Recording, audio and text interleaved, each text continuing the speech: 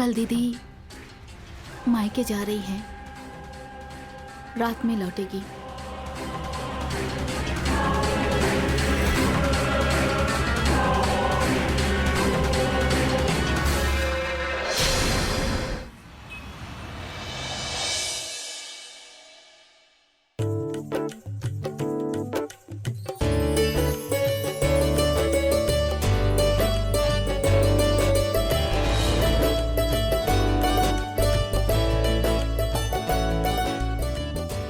नाश्ते में क्या बन रहा है? ऑमलेट। ओह वाव, मेरा फेवरेट। नहा लिया तुमने? हाँ। तो बाल तो सुखा लेती। वैसे गीले बालों में तुम बहुत सुंदर लगती हो। क्या फायदा दीदी, जिसे हमारी खूबसूरती की तारीफ करनी चाहिए वो तो हमेशा लैपटॉप में घुसे रहते हैं। उन्हें ना हमारी कदर है ना फिक्र है। ऐसा नहीं है चित्रा, अनंत भी क्या करे, उसकी बेचारी की जॉब ही ऐसी है। क्या फायदा ऐसी जॉब का दीदी, जिसमें न टाइम हो न पैसा हो। पूरे महीने के 25,000 सैलरी कमाते हैं और अंत में जाके पूरा 25,000 का हिसाब लगाते हैं। दीदी, अरे इतना खूबसूरत हार जेठ जी ने दिया? हाँ। ये तो बहुत महंगा लग रहा है दीदी। वाकई में जेठ जी आपसे कितना प्यार करते हैं। हर हफ्ते आपको एक तोहफा लाके देते हैं ना वो। चित्रा, अनंत भी तुमसे बहुत प्यार करता है। खाक प्यार करते हैं वो। आज तक हमको ना ढंग की साड़ी तक नहीं लाके दिए। आपको पता है, हमारे पास जितनी साड़ी है सब आप ही ने तो दी है। जेठ जी वाकई में आपसे बहुत प्यार करते हैं। अब देखिए ना, उनकी गवर्नमेंट सर्विस, ऊपर से अच्छी तनख्वाह, ऊपर से ऊपर की अच्छी कमाई। क्या बात है। एक मिनट चित्रा, कहीं तुम ये तो नहीं कहना चाहती कि सतीश एक भ्रष्ट ऑफिसर है? नहीं नहीं नहीं नहीं नहीं नहीं दीदी, हम ऐसा थोड़े ना कह रहे हैं। हम तो ये कह रहे हैं कि गवर्नमेंट सर्विस में तनख्वाह कितनी अच्छी मिलती है, तभी तो इतने महंगे महंगे हार ला रहे हैं आपके लिए। मैं कुछ मदद करूं? नहीं, अब सतीश की तारीफें करना बंद करो और ये सब लेकर बाहर जाओ। लो, संभल के।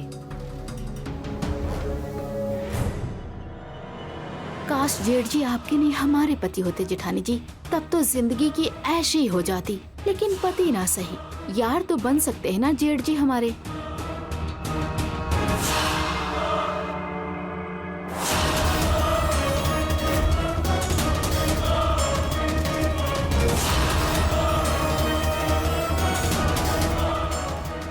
जेठ जी,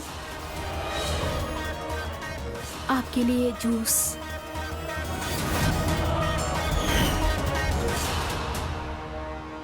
जेठ जी, क्या हुआ? कहाँ खो गए थे? कुछ नहीं, बस गीले बालों में बहुत खूबसूरत लग रही हो।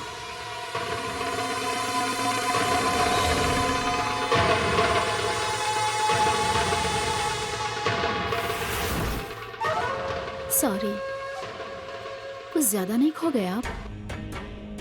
ऐसा लग रहा है जैसे तुमने पानी की बूंदें नहीं, अंगार बरसाई हो मुझ पर। ओह, शायराना, क्या बात है।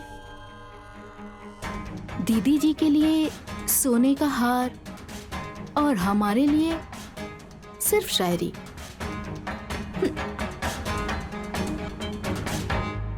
किसने कहा कि सिर्फ दीदी के लिए? ये तुम्हारे लिए। क्या ये सच में हमारे लिए? ये तो बहुत खूबसूरत है। सच ना? ये हमारे लिए है ना? अपनी दीदी को मत बताना। नहीं नहीं नहीं, भला हम क्यों बताएंगे? ये तो आपके और मेरे बीच में सीक्रेट रहेगा ना? वाकई में बहुत खूबसूरत है।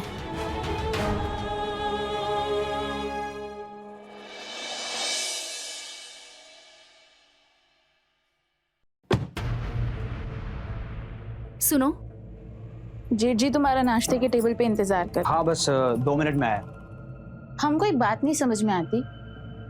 एक छोटे से मामूली अकाउंटेंट हो तुम प्राइवेट कंपनी में, फिर भी इतना बिजी रहते हो जैसे किसी बड़े कंपनी के मालिक हो।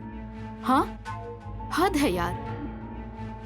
जाओ जाओ, जाके जेठ जी से कुछ सीखो। देखो उन्हें, अपनी बीवी के लिए कितना वक्त निकालते हैं वो, इतने बड़े ऑफिसर होने के बावजूद। और तुम हो कि तुम कहना क्या चाहती हो? हम यही कहना चाहते हैं अनंत जी कि कुछ लाइफ में कर लीजिए। कब तक 25,000 पे जिंदगी जीते रहेंगे?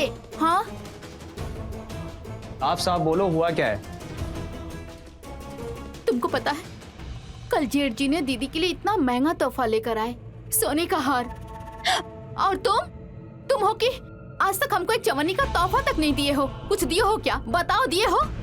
चित्रा, तुम मुझे थोड़ा सा वक्त दो, मेरा प्रमोशन होने वाला है। उसके बाद मैं भैया की तरह हर हफ्ते तुम्हें गिफ्ट ला के दूंगा। लाओगे ना तुम? लाओगे मसूर की दाल, मूंग की दाल, यही सब लाओगे हमारे लिए। अनंत, कभी खुद को देखा है मिरर में? आईने में खुद को देखा है कभी? थोड़ा सा भी चार्म नहीं है तुम्हारे में। छे, किस्मत हमारी ही फूट गई है। हमें तो अब लगता है कि हमने तुमसे शादी करके ही गलती कर दी।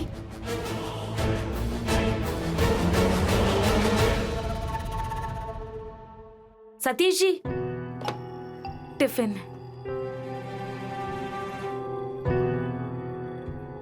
आज टिफिन खा के आना। कल की तरह पूरा टिफिन घर पे वापस नहीं आना चाहिए। अरे हाँ बाबा, एक बात कहूँ? हाँ, थोड़ा सीखो चित्रा से। वो कैसे हमेशा वेल ग्रूम्ड और सज सवर कर रहती है। खुद को देखो, हमेशा थकी आ रही।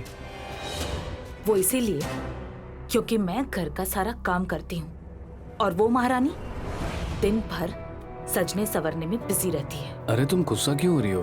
मैं तो बस यूं ही कह रहा हूँ कि एक पति को अपनी पत्नी को सजता संवरता हुआ देख के अच्छा लगता है। अच्छा, चलता हूँ। गाड़ी थोड़ा तरीके से चलाना, आजकल बहुत रैश ड्राइविंग कर रहे हो। भैया मैं तो सही से ही चलाता हूँ। एक तो तुम किसी की सुनते नहीं हो। मैं तो सोच रहा हूँ ऑफिस से गाड़ी मंगवा लिया करो, कम से कम ड्राइवर बात तो सुनेगा मेरी।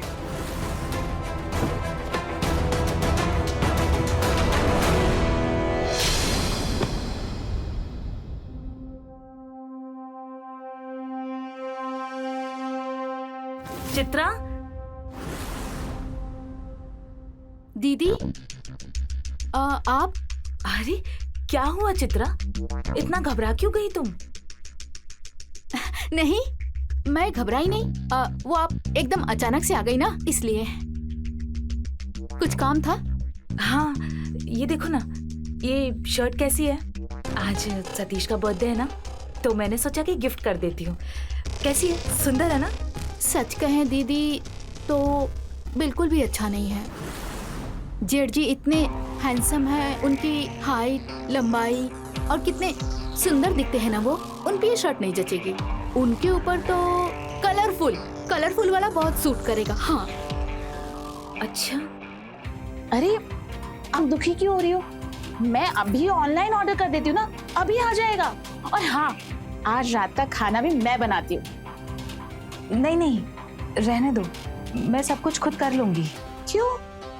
आज जेठ जी का इतना स्पेशल दिन है, आपका भी है, यानी उनकी क्वीन के लिए भी तो स्पेशल दिन है ना, तो रात का खाना तो मैं ही बनाऊं।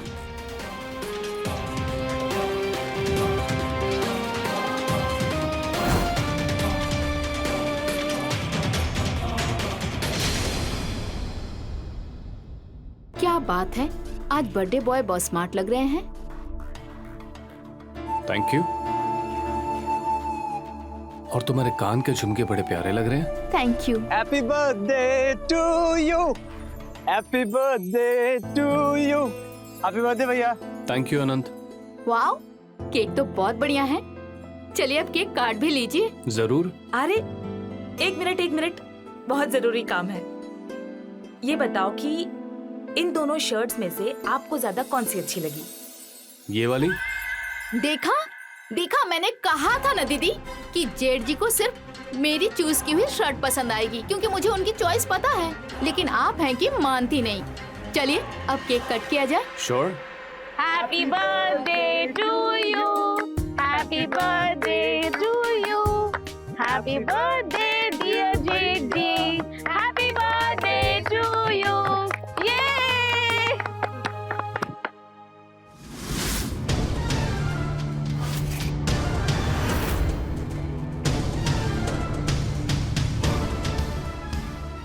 चित्रा, कुछ तो शर्म करो, जेठ जी है तुम्हारे।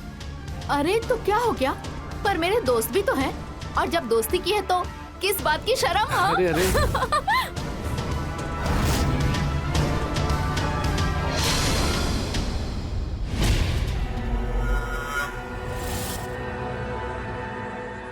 यहाँ आप?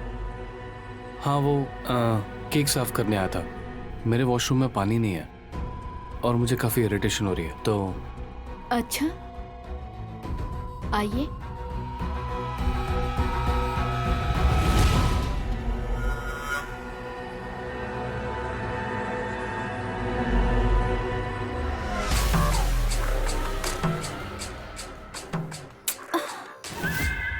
क्या हुआ? ये मेरा चेन, जरा एक मिनट देखिए।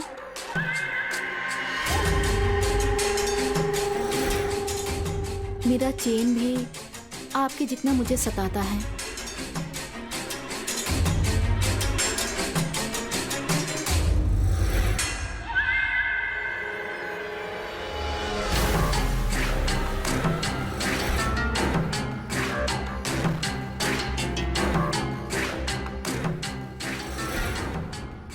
कल दीदी मायके जा रही है, रात में लौटेगी।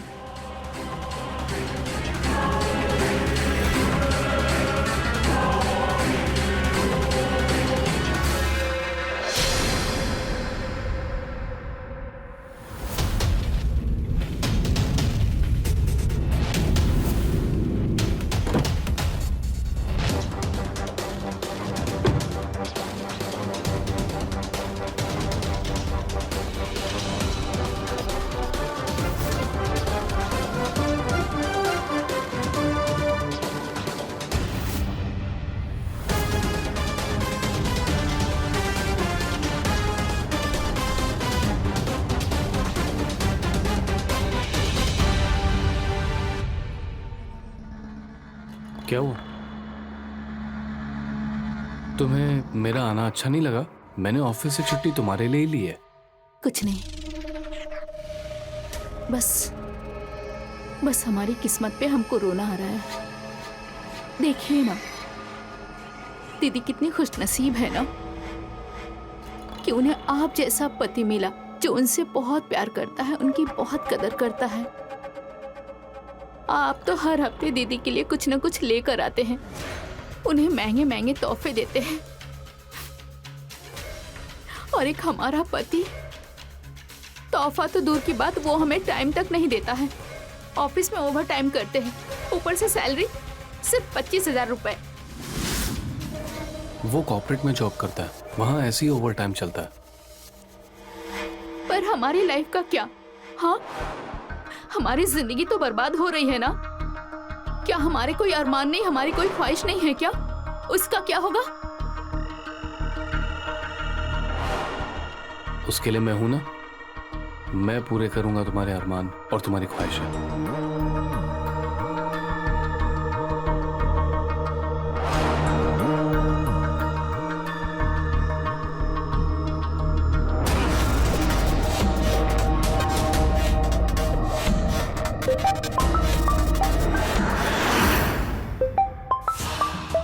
एक मिनट,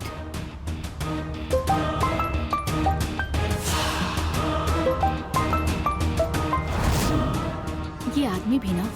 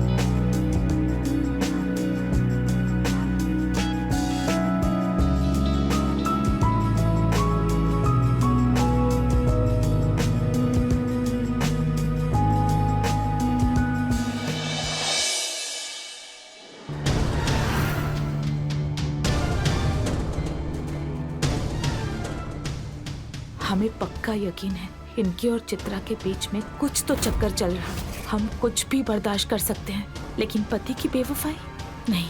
हमें कुछ करना ही होगा, क्योंकि हम अपनी जिंदगी में सौतन नहीं चाहते, बिल्कुल नहीं।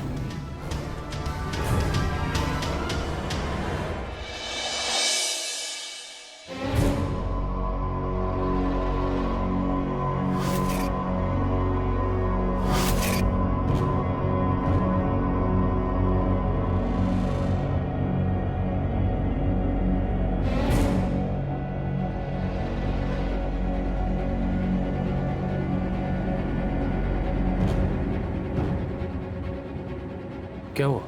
आजकल तुम्हारा मूड बड़ा खराब लग रहा है। सतीश जी, मुझे आपसे कुछ बात करनी है।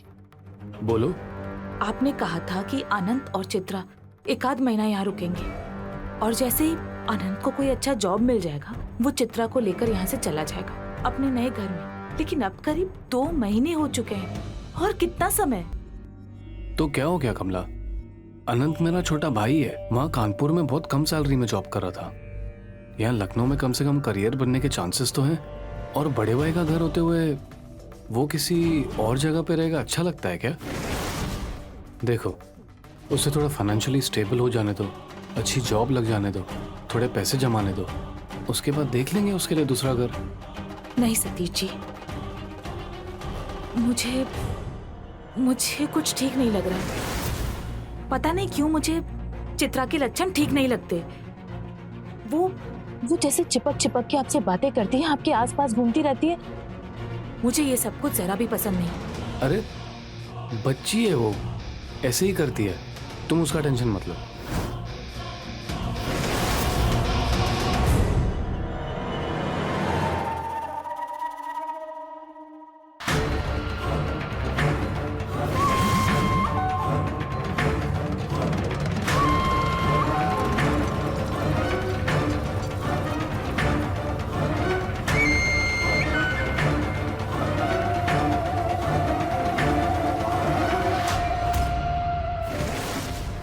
I'm sorry.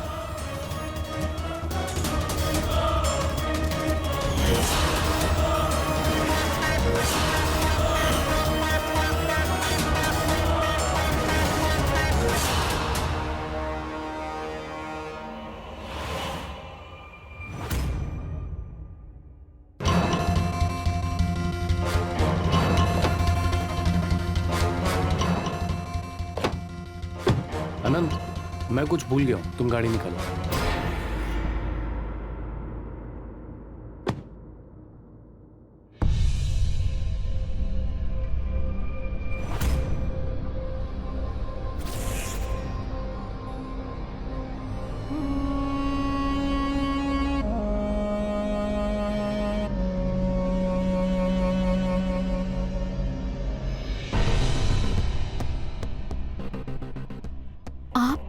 चित्रा,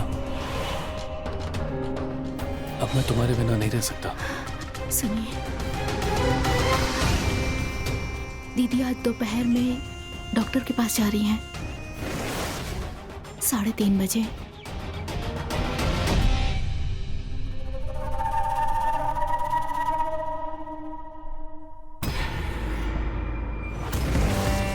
अरे आप अभी तक ऑफिस नहीं गए? अरे वो फोन भूल गया था। तुम आज डॉक्टर के पास जा रही हो? हाँ, वो 3:30 बजे का अपॉइंटमेंट है, लेकिन आने और जाने में शाम हो जाएगी। ठीक है, तो मुझे बता देना, वापसी में तुम्हें पिक कर लूंगा। कहीं कमला ने हमें देख तो नहीं लिया चित्रा के साथ चिपकते हुए? हमें और चौकन्ना रहना होगा। चलता हूँ। ठीक है,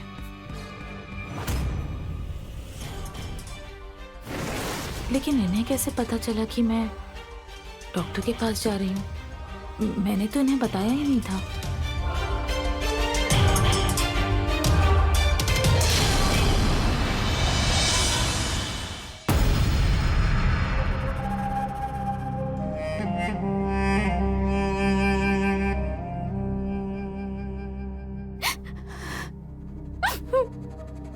क्या हुआ चित्रा?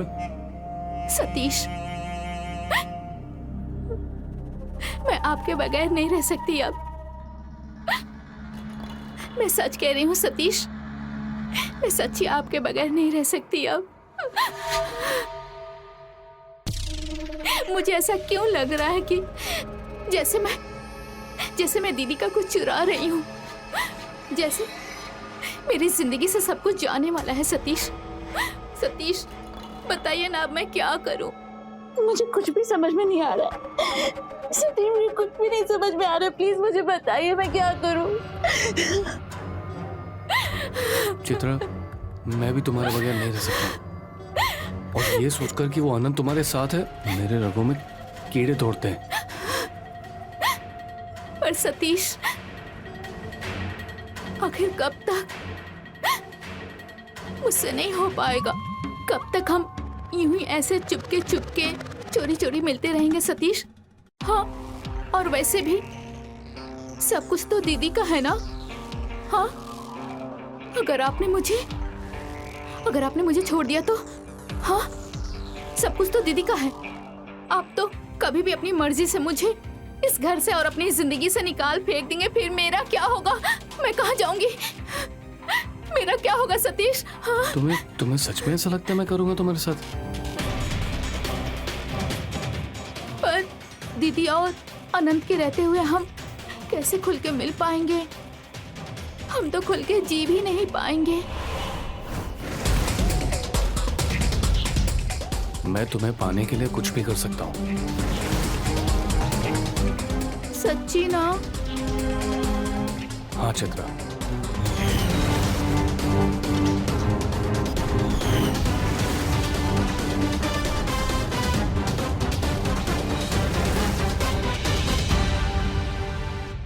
जुर्म करने वाले से ज्यादा जुर्म सहने वालों को खबरदार रहना चाहिए, क्योंकि जुर्म सिर्फ तब होता है जब हम उसे होने देते हैं। कुछ ऐसा ही हुआ आज के जुर्म की कहानी में। ऐसे अपनों पर होने वाले जुर्म को हमें रोकना ही होगा, चाहे जो हो जाए। ये इंसानी फितरत है कि दूसरों की थाली में हमेशा पकवान ज्यादा ही दिखते हैं, और जब कोई इंसान दूसरों की थाली को हड़पने की कोशिश करता है तो एक जुर्म की शक्ल ले लेता है। नमस्कार, मैं हूं रवि किशन। क्राइम फाइल्स के एक और जुर्म की कहानी लेकर फिर आपके सामने हाजिर हूं। एक औरत की महत्वाकांक्षा की वजह से उसने एक शादी को बर्बाद करना शुरू कर दिया, वो भी अपनी ही बहन जैसी जेठानी की शादी। उसके पति पर डोरे डालकर अपनी ही जेठ के साथ चक्कर चलाकर सगी सौतन बनने चल पड़ी। क्या होता है जब रिश्ते तार तार हो जाते हैं? आइए देखते हैं इस सगी सौतन के जुर्म की दास्तान कौन सा भयानक मोड़ लेती है। आई मुझे कुछ मॉर्निंग भैया। भैया आप लोगों का बढ़िया, हर तीसरे दिन कोई ना कोई हॉलीडे, और यहाँ हम कॉर्पोरेट वाले हैं, छुट्टी तो हमारे लिए जैसे एक सपना है। सरकारी नौकरी पाने के लिए कितनी जुत्तियां घसनी पड़ती है पता है?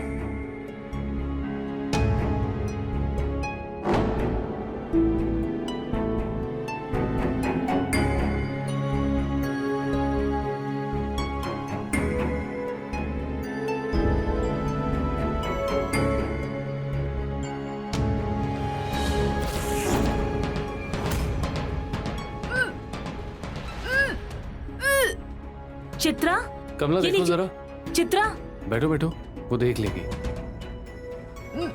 चित्रा,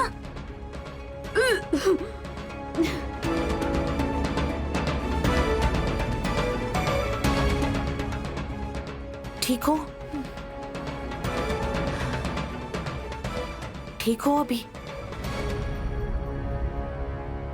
अचानक से क्या हुआ?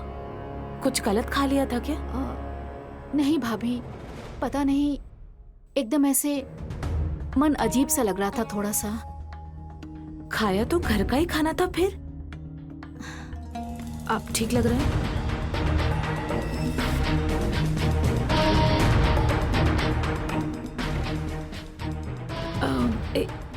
एक मिनट, खट्टा वट्टा खाने का मन तो नहीं कर रहा है? हाँ, कर रहा है? चलो फिर, ये तो खुशखबरी है।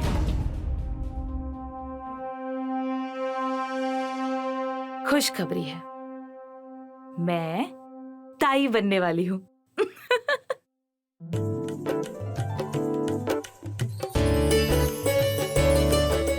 भैया मुबारकबाद तो दे दो।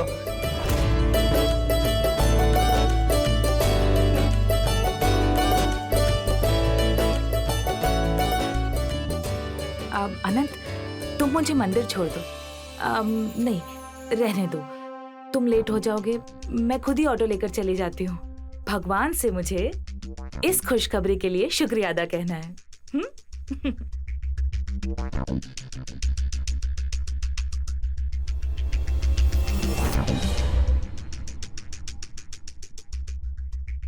चली?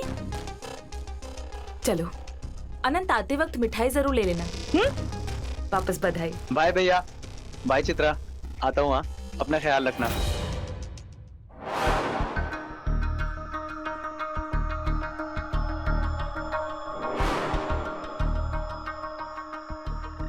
आप क्यों दुखी हो रहे हैं? क्या सुनना चाहती हो? अरे, ये तो खुशखबरी है ना कि हम माँ बनने वाले हैं। होगी तुम्हारे लिए। और अगर हम ये कहें कि ये बच्चा आपका है तो?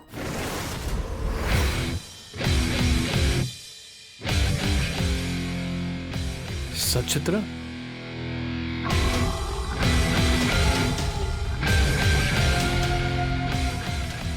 अरे अब तो मुस्कुराओ।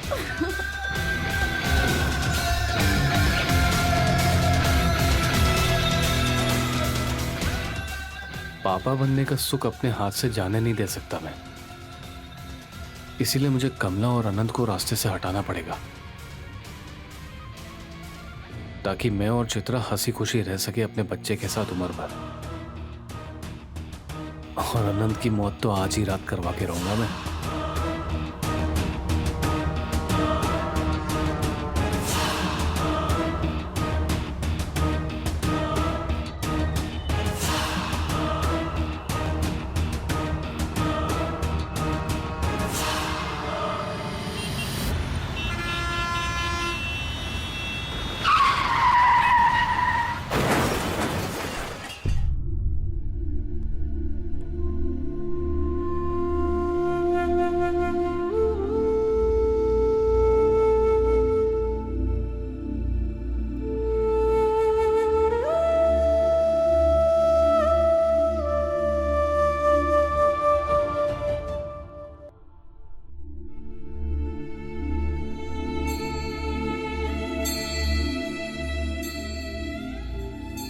सतीश, तूने अनंत को कानपुर से लखनऊ बुलाया था ना, और मुझे कहा था उसका ख्याल रखेगा।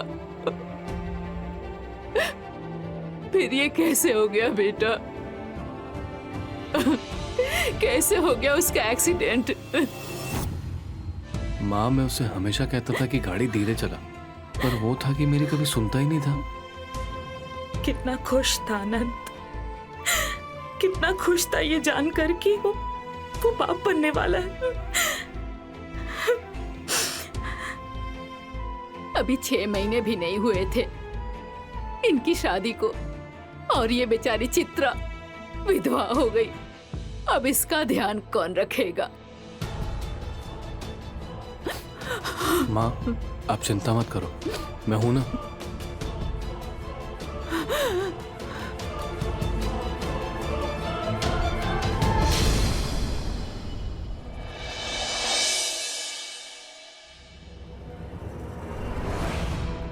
कहाँ रख दिया उसने? इसमें भी नहीं है। कहाँ रख के गई ये? कमला, कमला। अरे हाँ, वो तो मंदिर गई होगी। चित्रा कहाँ चली गई? चित्रा, चित्रा, चित्रा, चित्रा, कहाँ चली गई ये?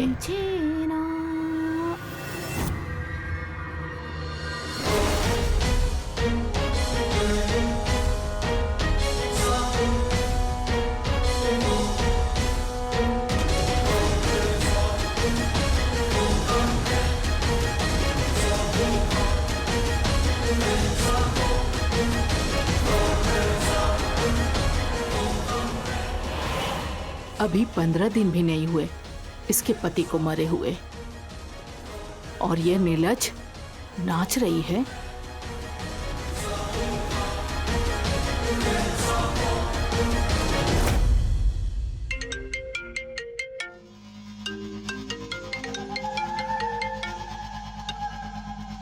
हेलो।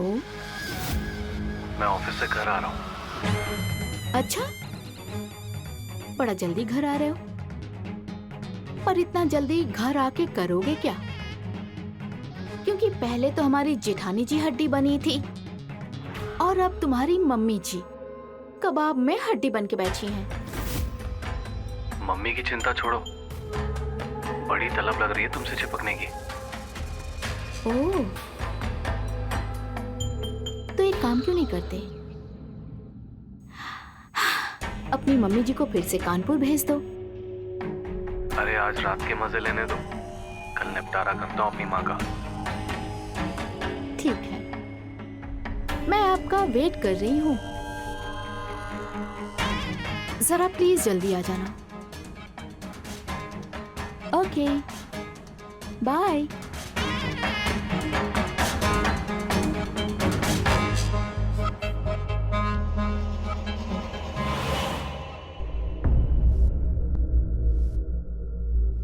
माँ, हाँ, कुछ परेशान लग रही हो? देखो सतीश, मुझे कुछ ठीक नहीं लग रहा है। अभी अनंत को गए हुए 15 दिन हुए और चित्रा हंसी ठिठोली कर रही है। माँ, मैं समझता हूँ,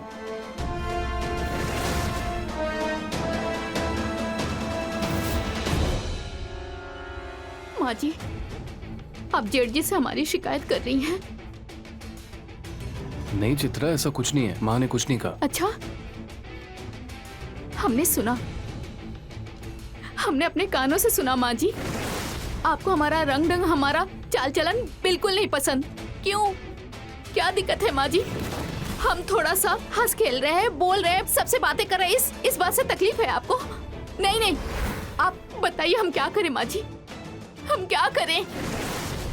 दिन रात सिर्फ रोते रहे, जाके मोहल्ले में पीते ये गाना गाते रहे कि हमारा पति मर गया, पति मर गया, ये कहते रहे हम। क्या करें सतीश जी, दिन रात सिर्फ रोते रहे। अरे हम तो सिर्फ थोड़ा सा हंस खेल लेते, बोल लेते आप सबके सामने, ताकि आप लोग परेशान ना होए हमारे लिए। और आप चित्रा, तुम माँ जी, प्लीज रोना बंद करो। माँ ने नहीं ऐसा कुछ नहीं सतीश जी, कहा। नहीं, हम कल से सिर्फ रोते रहेंगे, ठीक है? हम कल से किसी से कोई बात नहीं करेंगे, हम सिर्फ रोते रहेंगे कि हमारा पति मर गया। चित्रा, प्लीज रोना बंद करो। क्या माँ, पहले ही वो परेशान है, ऊपर से आपने भी रुला दिया।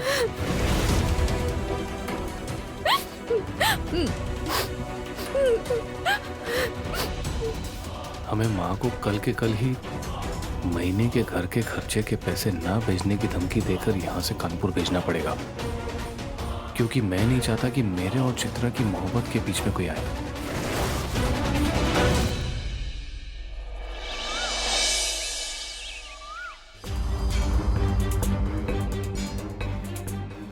माँ, आप मेरी वजह से तो नहीं जा रहे हो ना? नहीं नहीं, बस मन नहीं लग रहा है।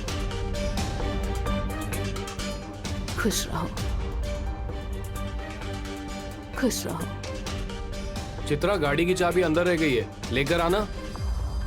दीदी, हम लेकर आते हैं चाबी जेठ जी को, आप यहीं रुकिए।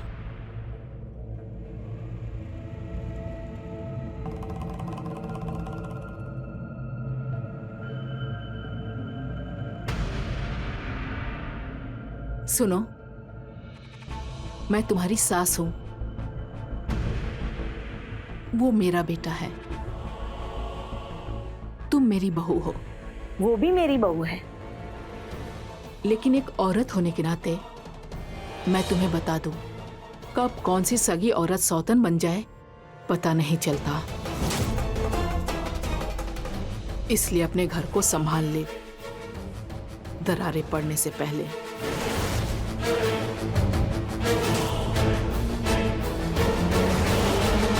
जुर्म करने वाले की सोच की दाद देनी पड़ेगी।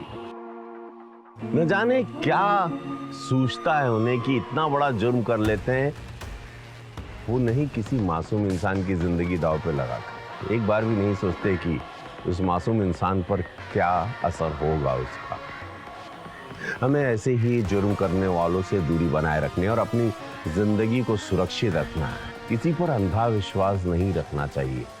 देखा आपने कैसे सतीश और चित्रा हवस की गहरी खाई में गिरते चले गए, संभल ही नहीं पाए।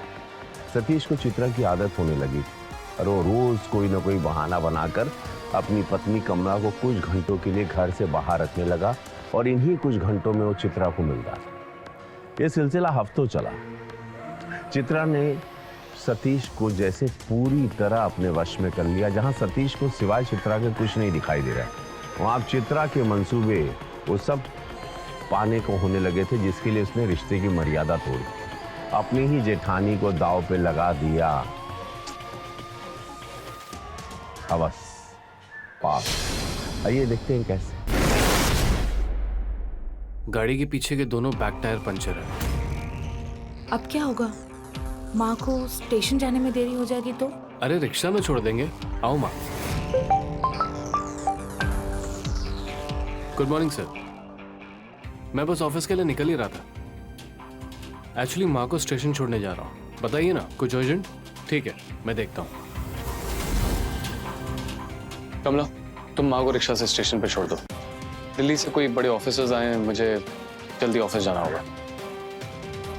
अच्छा ठीक है, मैं माँ को छोड़ देती हूँ। ठीक है माँ, अपना ख्याल रखना। खुश रहो। चले हाँ चलो, बाय माँ। बाय।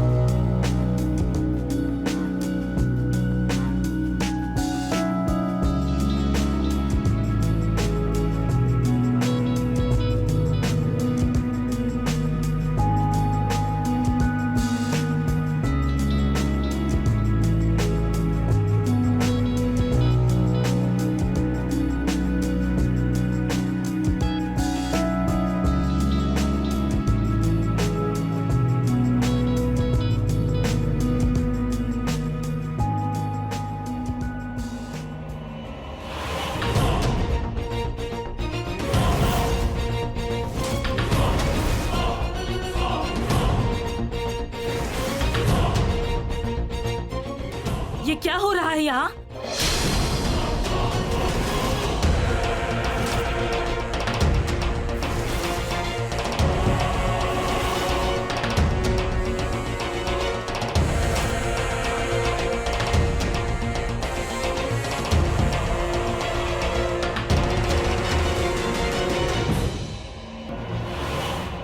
भाभी भाभी चित्रा, तुम इतनी गिरी हुई हो, ये मुझे आज समझ में आया। अब तुम मेरे इस घर में एक पल और नहीं रुक सकती। निकलो यहाँ से, मेरी बात तो सुनिए।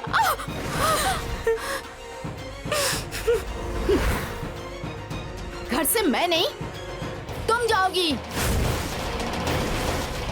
हाँ कमला, मैं चित्रा से प्यार करता हूँ और उसके बगैर नहीं रह सकता हूँ।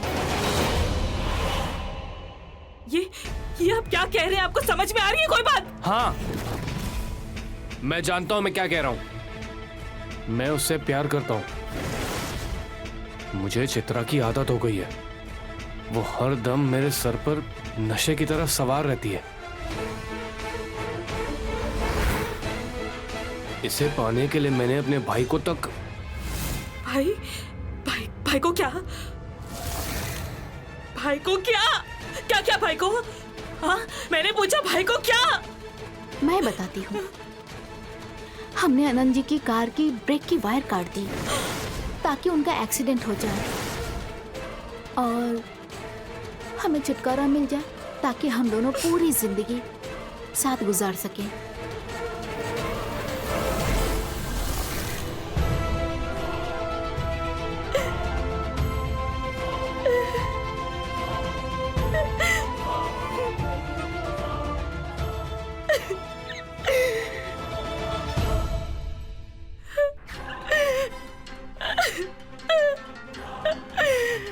अब मरने के लिए तैयार हो जाओ।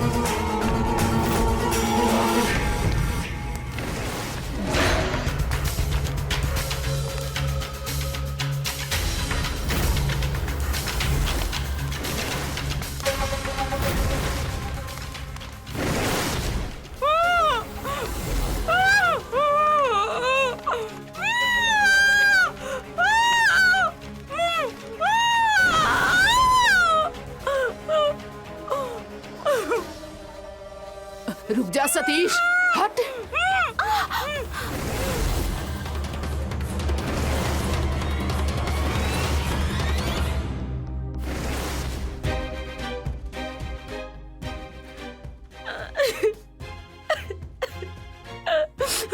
माँ जी, इन दोनों ने मिलकर अनंत को भी मार डाला।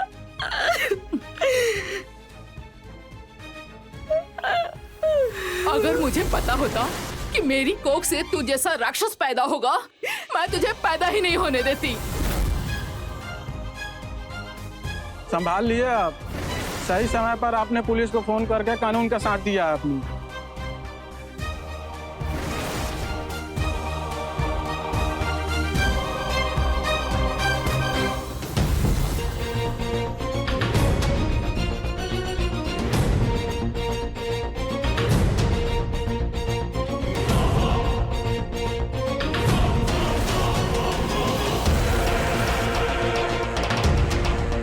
साहब, कोई गलती मत करना वरना शूट कर दूंगा।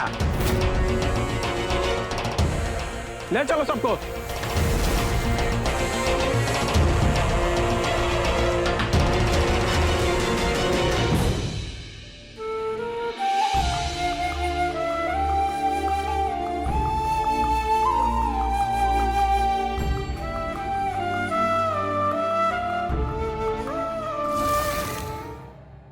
कहते हैं ना कि जुर्म की कोई जाति नहीं होती, वो कभी भी किसी भी मोड़ पर हो सकता है। कुछ ऐसा ही हुआ आज की इस कहानी में, जहां पैसे और शारीरिक भूख के कारण इतना बड़ा जुर्म हो गया।